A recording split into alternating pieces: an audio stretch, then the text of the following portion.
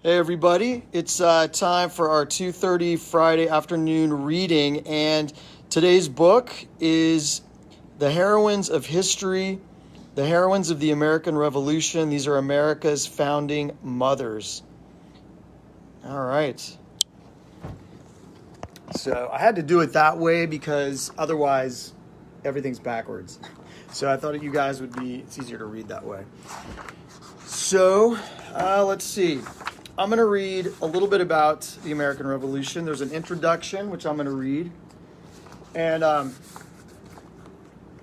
here we go. Introduction. When the American Revolution started in 1775, most colonists lived on farms and in small towns.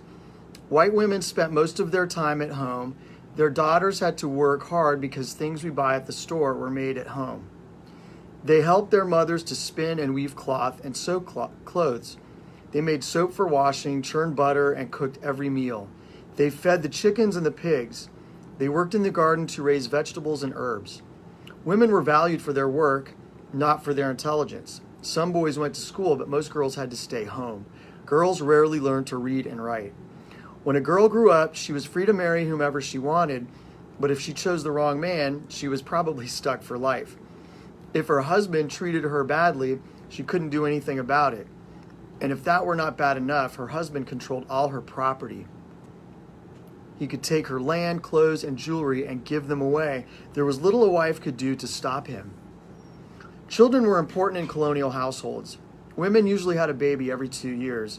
Families in the American colonies were much larger than they are today. But many children died when they were babies. So taking care of children who were often sick kept women very busy.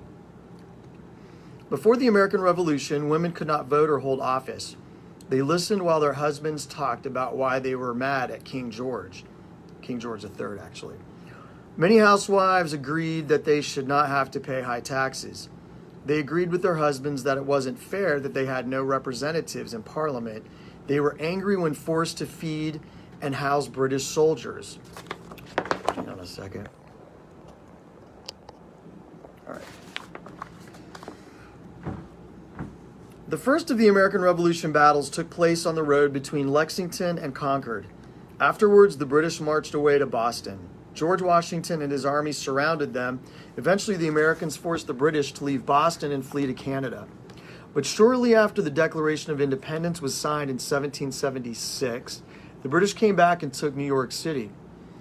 Then they moved to Philadelphia. Washington's army spent a miserable winter nearby at Valley Forge, that's in Pennsylvania. They suffered from hunger and freezing temperatures. By spring, they were able to drive the British out of Philadelphia. The British could not defeat the colonists in the north, so they moved their army farther south. By 1780, even the women in the Carolinas and Georgia had to worry about what the British soldiers might be doing in their area. The last battle of the war was the Battle of Yorktown. The Americans trapped the British and forced them to give up, with the help of the French. After the battle, the lives of most American women returned to normal. They remained housewives and mothers. Their husbands continued to control women's property. American men were glad that their wives and daughters had supported the patriot cause. Nonetheless, they still refused to give women the right to vote and hold office. It took many years for things to change. The American Revolution had shown that no government could last unless women supported it. Men began to believe that mothers should be responsible for training their children to be hardworking and patriotic citizens. To do so, women needed a better education, so girls were sent to school to learn to read and write and think. But when they began to think for themselves, women realized that they still were not being treated the same way as men. Women began to fight for their own rights. They demanded the right to control their own property. They demanded the right to vote and hold office. Finally, after many years, they got the rights they wanted. The struggle to make sure that men and women are treated as equals still going on today. Stories about the American Revolution are usually about battles, generals, and soldiers.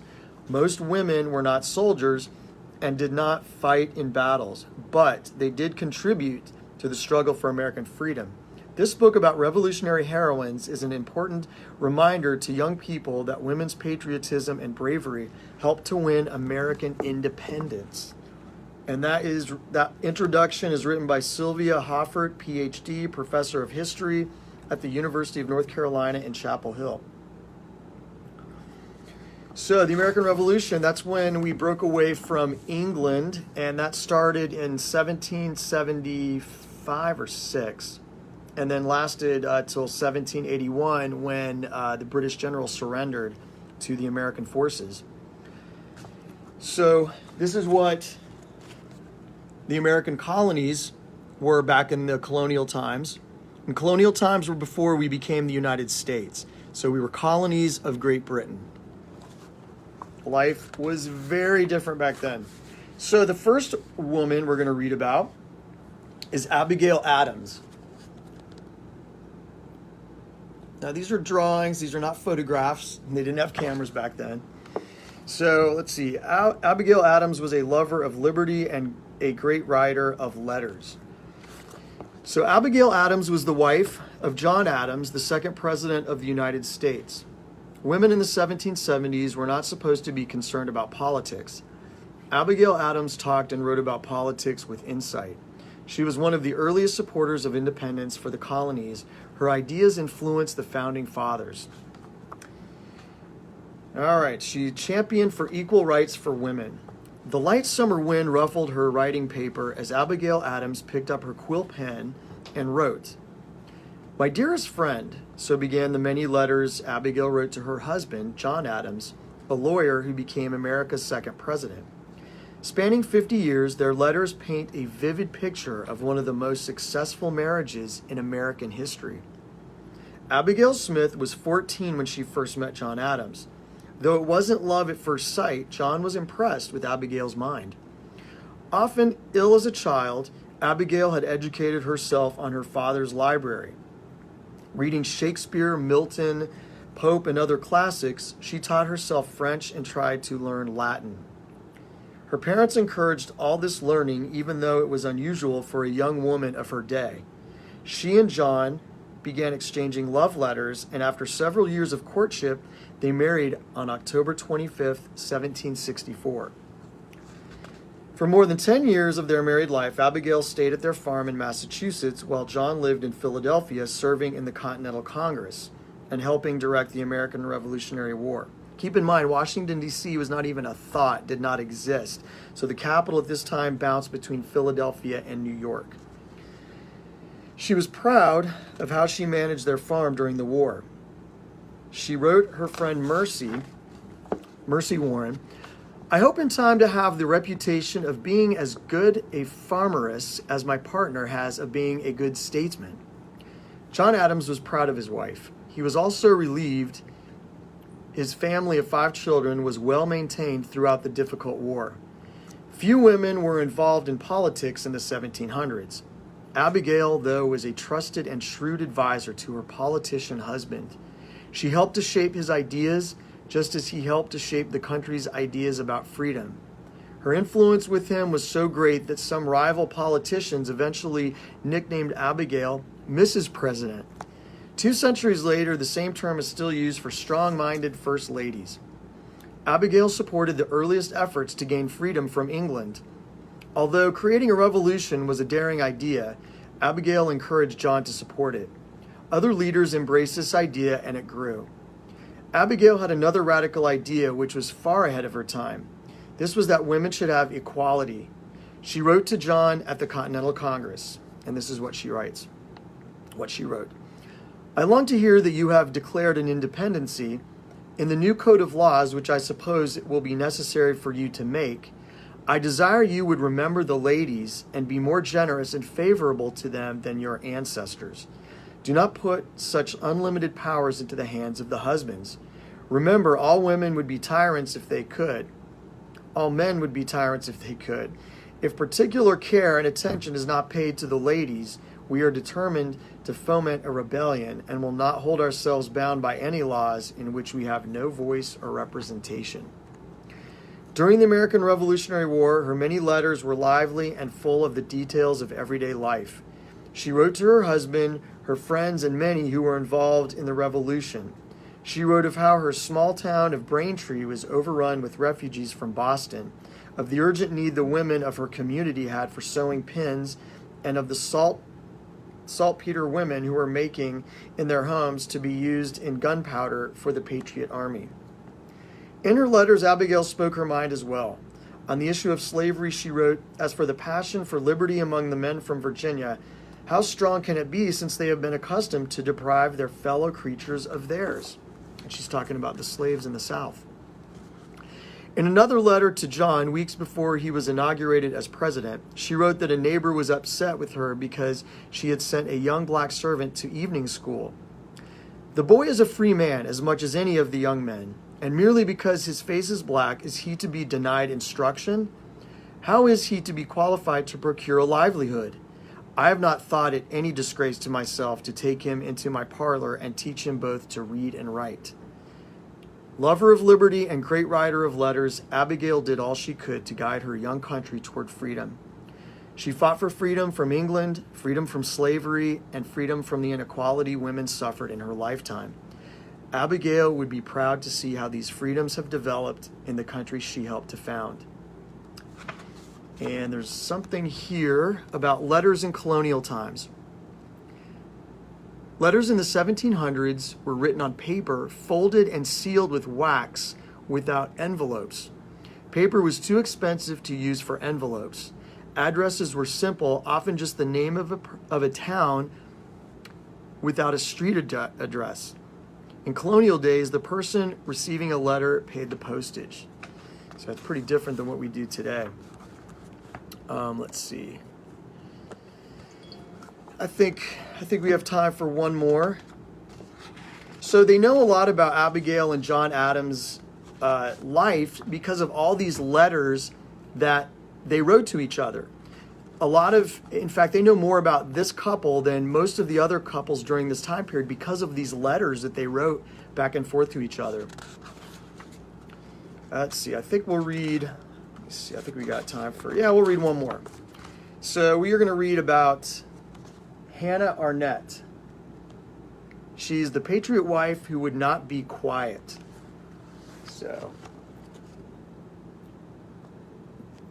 And here's a picture.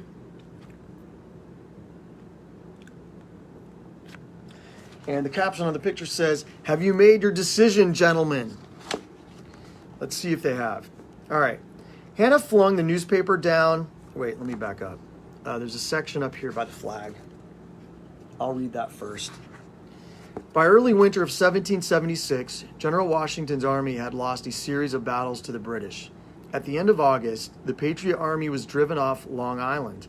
In October, they retreated from New York City. In November, Fort Washington and Fort Lee along the Hudson River were captured. It looked to some as if the British, the world's superpower at the time, was too much for the ragtag Patriot Army. All right. Hannah Arnett. Hannah flung the newspaper down on the dining table. "Ever since the Patriots declared independence from the king, things have been going badly," she thought. From her house in Elizabethtown, New Jersey, Hannah could see by the winter of 1776 that the Patriots were losing the American Revolutionary War. That summer, General Washington had moved his army to New York City to protect the city from the British. Well, the British had more boats, more soldiers, and better muskets. They drove General Washington out of New York City, across the Hudson River, and into New Jersey. Now that they had New York City, the British wanted to end the fighting as soon as possible. When Patriot leaders refused to surrender, the British generals appealed directly to the American people. They issued a proclamation promising to pardon all patriots who signed a declaration of allegiance to Great Britain. There was a meeting to discuss the British offer at Hannah's house. Hannah, the patriot wife, was not invited to the meeting, so she sat for hours in the kitchen listening to the men talk about Washington's weak, half-starved army.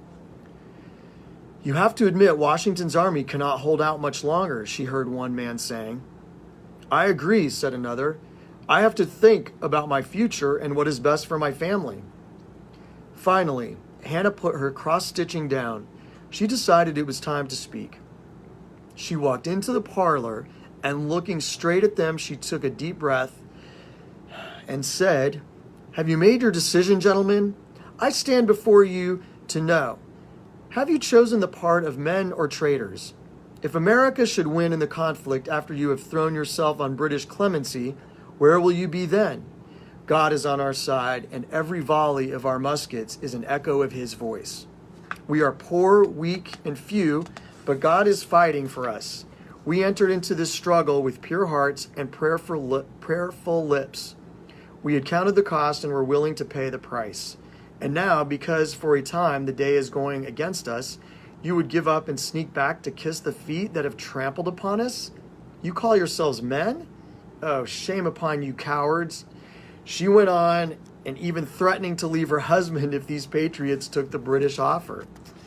And she is strong. When she finished, there was silence in the room for a few moments. One of the men spoke. I believe Mrs. Arnett has brought up a good point. Maybe we are acting too hasty and are basing our decision on what we think in our heads, but not in our hearts. The man continued, Gentlemen, I, for one, will not sign the proclamation. I will remain a patriot. Her husband stood up and walked over beside Hannah. Gentlemen, I also agree, he said, putting his arm around her. My wife has shown me that my heart is with the patriots, because I too will remain a patriot. By the end of the evening, all those who had gathered at Hannah's house agreed not to sign that proclamation. Hannah went to bed that night, proud of herself for standing up for the fight for freedom and the new country she was so eager to live in. And here's a little section I'll read on colonial newspapers. In 1776, there were dozens of newspapers throughout the colonies. Most were only 4 pages long and came out weekly. Newspapers were very important in helping spread ideas before TV and radio. A tavern owner might subscribe to a newspaper and post it to draw patrons into his place. As the American Revolutionary War drew near, many newspapers grew bolder in their condemnation of the British. During the war, some newspaper printers hid their presses to keep the British from seizing them. So I think we're just going to talk. That's probably good for today. There's two amazing women, Hannah Arnett and Abigail Adams. I encourage you to read more about the Revolutionary War if you've not done that. It is an extremely fascinating time in history. And I'm also, just to remind everybody, I am posting all my videos on my YouTube channel. So you can go to Sean Forschler YouTube, Google it, and find my YouTube channel. And it will be under the playlist Children's Weekly Reading Corner. So you can check out all my readings on that. And anyway, I hope everybody has an awesome Memorial Day weekend. And I will see everyone here back next Friday. Have a good weekend, everybody.